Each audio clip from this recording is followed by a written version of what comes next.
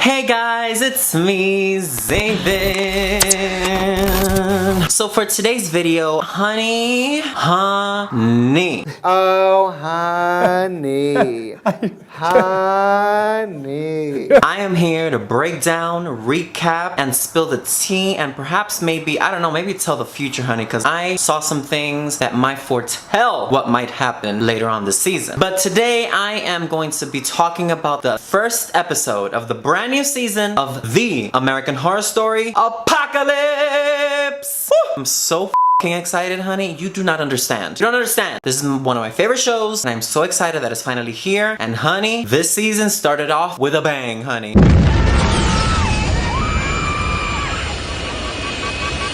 Get it? Yeah, they don't all work, I'm sorry. But anyways, let's start off by me saying this. I am already in love. I am living for this season. I mean, honey, you have the Antichrist, the end of the world, witches, rich, white, sassy, old ladies, sexy people running around the house with hormones flying. What more could you want? What more could you want? Tell me, I am just, oh my God. My medication, please, my medication. I'm so excited. Let's get into it. Let's dig deep. Let's dive in, honey. Now, from the moment the first episode airs, you get an idea of what the tone is, what they're trying to do. It reminds me very much of Coven because it's, even though it is, of course, it's scary, the end of the world is terrifying. I don't know what I would do with myself. I would just crawl up in a ball and just wait until the bomb hits because I don't deal well in horrible situations like that. Don't call me if you ever have a situation. Just don't. But this first episode sets the tone because it's so terrifying, but at the same time, they inject so much humor. It's very campy in the sense that in the beginning, you don't like almost anybody because everybody just so rich people problems. They just make themselves look very bitchy, out of touch with reality. They don't care about anybody's feelings but their own. Could you just go and get me a macchiato so I can rinse this taste out of my mouth?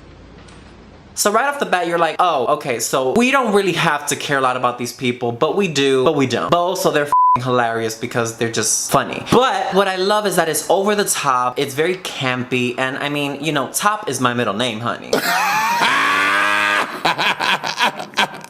But I want to dig deep into more of the parallels that I saw from the first episode because the first episode gave me flashbacks, bitch. Not flash dance, flashbacks. If y'all remember when they came to pick up Timothy, yes, that cute little white boy that just got accepted to UCLA, but there's no more UCLA. He just got accepted, and when they came to pick his ass up, tell me that did not remind you of when they came to pick up Zoe in Coven. Y'all remember in the beginning? Y'all remember when they came to pick her up because her pussy was deadly and not the good kind? I mean the seriously deadly kind, the one that'll kill heifers. But that reminded me of that scene when they came to pick Zoe up, and then when they came to pick him up, it was very invasive, very in your face. They didn't say anything to the parents. They were just like, look, we're in charge now. Back up. It was that kind of vibes, and it reminded me of that Coven scene, and I was like, oh, first clue dropped. So that was like the first clue. But then once everybody gets to Outpost 3, not 1 or 2, but 3, we are introduced to Miss Venable, honey, of course played by the legendary Sarah Paulson, who is giving me like Bram Stoker's Dracula. Y'all remember that? That's what she was giving me, honey. Realness.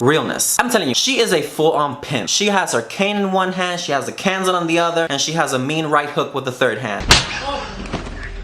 Because this bitch is not here to play. She is here to show bitches she's the one. And I gotta keep my eye on her because she looks like she's up to no good. No good. Like she looks evil. Oh, but she's so good. But throughout the entire episode, the only thing that is said is that Outpost is there to just save the best of the best, the elite, the people who were chosen to be saved and basically start all over again. That's all we're told as to what Outpost does. And throughout the entire episode, it's just like, okay, you're here because you were chosen, but what in your bloodstream, bitch, made you special? A witch. A witch, bitch. They were taken to Outpost because they're the best of the best, meaning they are into some 7 wonders type of shit, and they're gonna have to test their powers to Cordelia to prove that they are worthy, honey. I'm telling you, I'm calling it. I am calling it. But even more parallels, oh my God, I almost forgot, even more parallels is the fact that when Miss Venable is talking to the kids about what Outpost is and who the cooperatives are, she's talking about how they're the best of the best, they are the smartest, they are the strongest. It reminded me of that scene in Coven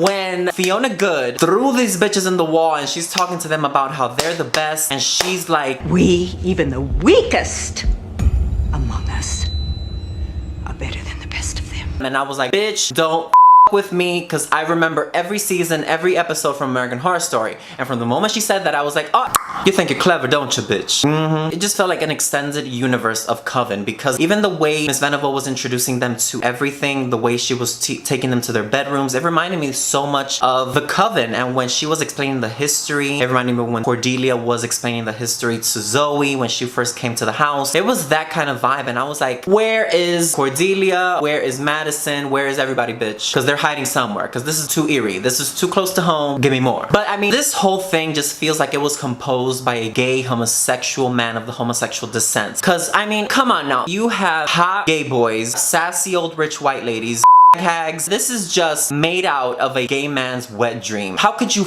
not? This is amazing, and I want more. I need more. I mean, this is so good. Oh my god. Everything about this, the scenery, the characters were really cool. Everybody was enjoyable because they had their quirks and they were funny, they were silly, and you didn't take them so seriously because they're so over the top. Let's do it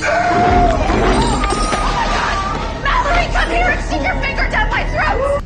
I don't care what it is. It's absolutely divine. And it's full of fiber. I'm going to finish every drop.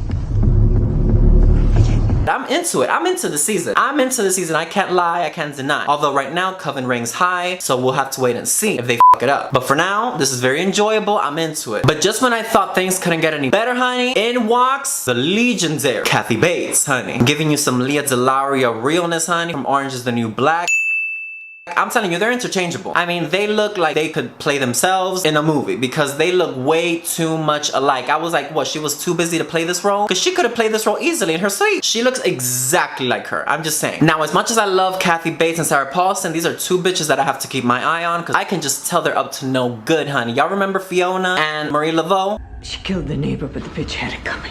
Yeah, when they got together, yeah, trouble, no good, never. But yeah, these are two girls that are up to no good. They just want to terrorize everybody. They just want to be the reigning queens. And I don't know, I'm confused if they're lesbians. I don't know if they're scissor sisters. I don't know what's going on with their relationship. Like, it's just a little too close for comfort. I don't know what's going on. I'm curious, I want to know more. Like, are we gonna have a sex scene? What's gonna happen? I need to know. Quick. But now, towards the end of the episode, it's like months pass by. They're listening to the same song. They can't leave the house. They can't do anything. I mean, they are I would go insane. No TV. Bitch. I need my TV. But towards the end, we find out that Timothy and Emily are in love. They wanna be together. I can just smell the bullet going in their heads, honey. Because you see that they just killed two people who were fornicating in the house. Don't you learn? Keep your and in your pants, please. We don't need to see more bodies. We've had enough. This is not gonna end well. Y'all remember Romeo and Juliet? Right. But towards the end, we get the driving force for the season. We know what the goal is. In walks Michael Bolton, honey.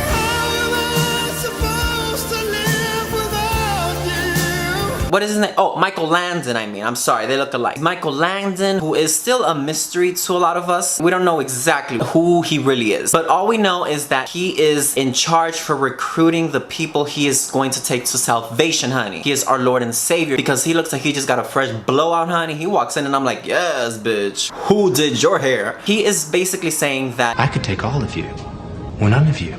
Because he is here to bring everybody to salvation. Because he's part of the cooperatives. The Coven, bitch.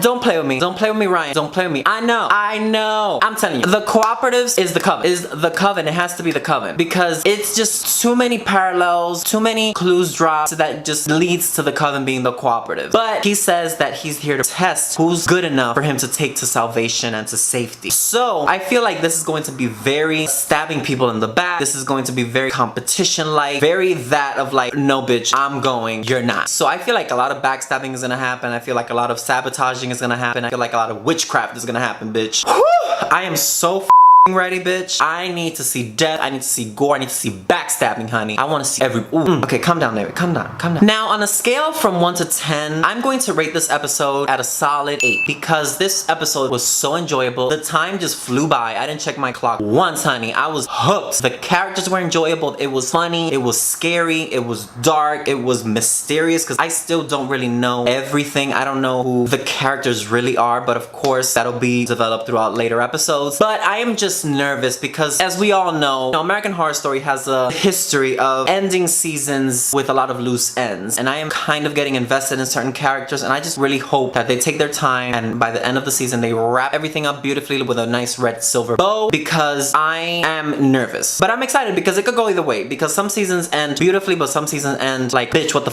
f? But yeah, I am just so excited. This episode was enjoyable. I literally cannot wait. And there were no previews. Bitch, no previews. What the fuck am I supposed to do for a week? I can't rely on a clip? Something. A picture. I'll take anything. A drawing. Give me something. Anyways. But before I leave, I just want to say Joan Collins is the queen. She gave me everything I needed. She's my favorite character this episode. Maybe for the season, but for this episode, Joan Collins is who I aspire to be, honey. Rich, bitch, realness. Esmeralda, the champagne's burnt again. You left it in the freezer too long. If they kill her, my heart will be broken because she is so good. Anyways, I cannot wait to see more of her because she is bellissima bella. She's legendary. She gave me Alexis Carrington. If the champagne is too burned for your taste, Miss Devereaux, don't drink it.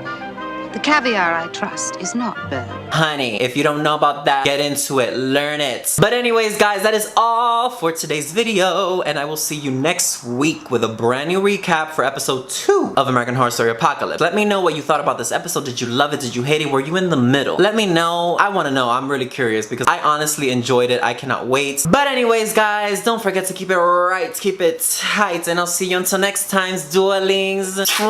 Bye!